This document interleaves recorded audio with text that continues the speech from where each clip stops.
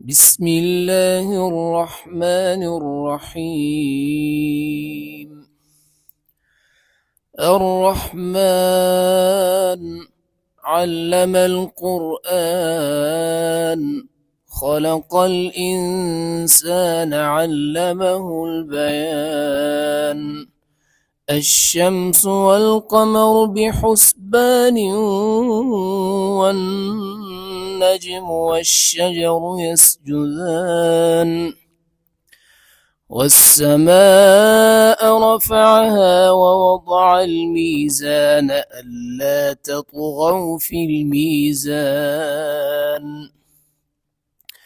وأقيموا الوزن بالقسط ولا تخسروا الميزان. والأرض وضعها للأنام فيها فاكهة والنخل ذات الأكمام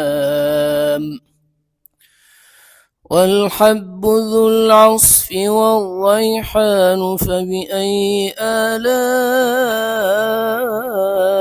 ربكما تكذبان؟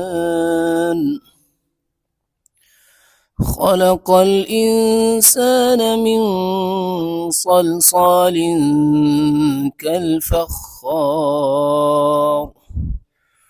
وخلق الجان من مارج من نار. فبأي آلاء ربكما تكذبان؟ رب المشرقين ورب المغربين. رب المشرقين ورب المغربين. فبأي آلاء مرج البحرين يلتقيان بينهما برزخ لا يبغيان. فبأي آلاء ربكما تكذبان؟ يخرج منهما اللؤلؤ والمرجان. فبأي آلاء ربكما تكذبان؟ وله الجوار المنشآت في البحر كالأعلام. فبأي آلاء ربكما تكذبان؟ كل من عليها فان ويبقى وجه ربك ذو الجلال والإكرام. فبأي آلاء ربكما تكذبان؟ يسأله من في السماوات والأرض كل يوم هو في شأن. فبأي آلاء ربكما تكذبان؟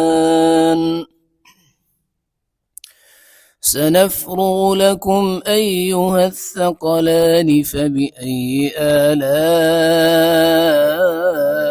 ربكما تكذبان؟ يا معشر الجن والإنس إن استطعتم أن تنفذوا من أقطار السماوات والأرض فانفذوا، لا تنفذون إلا بسلطان. فبأي آلاء ربكما يرسل عليكما شواظ من نار ونحاس فلا تنتصران. فبأي آلاء ربكما تكذبان فإذا انشقت السماء فكانت وردة كالدهان فبأي آلاء ربكما تكذبان فيومئذ لا يسأل عن ذنبه إنس ولا جان فبأي آلاء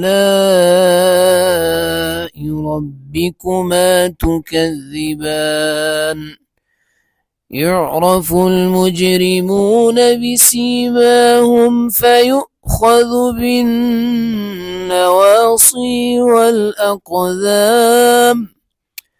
فبأي آلاء ربكما تكذبان هذه جهنم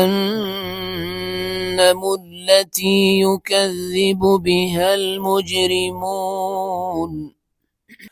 يطوفون بينها وبين حميم آن فبأي آلاء ربكما تكذبان ولمن خاف مقام ربه جنتان فبأي آلاء ربكما تكذبان ذواتا أفنان فبأي آلاء ربكما تكذبان فيهما عينان تجريان فبأي آلاء ربكما تكذبان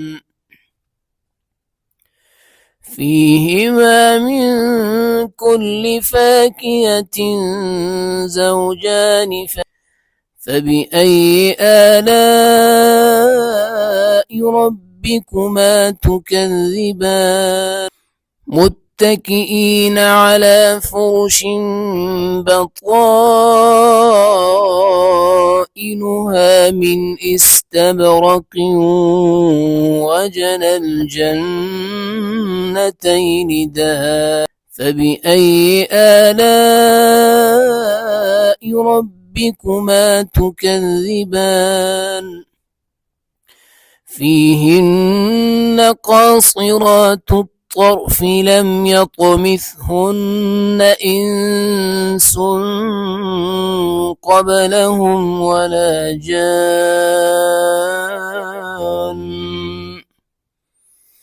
فبأي آلاء ربكما تكذبان كأنهن الياقوت والمرجان فبأي آلاء ربكما تكذبان هل جزاء الإحسان إلا الإحسان فبأي آلاء ربكما تكذبان ومن دونهما جنتان فبأي آلاء ربكما تكذبان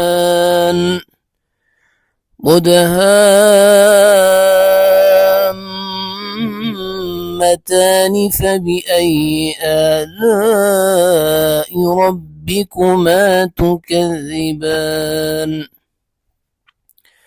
فيهما عينان نضاختان فبأي آلاء ربكما تكذبان فيهما فاكهة ونخل ورمان فبأي آلاء ربكما تكذبان فيهن خيرات حسان فبأي آلاء ربكما تكذبان حور مقصورات في الخيام فبأي آلاء ربكما تكذبان لم يطمثهن إنس قبلهم ولا جان فبأي آلاء ربكما تكذبان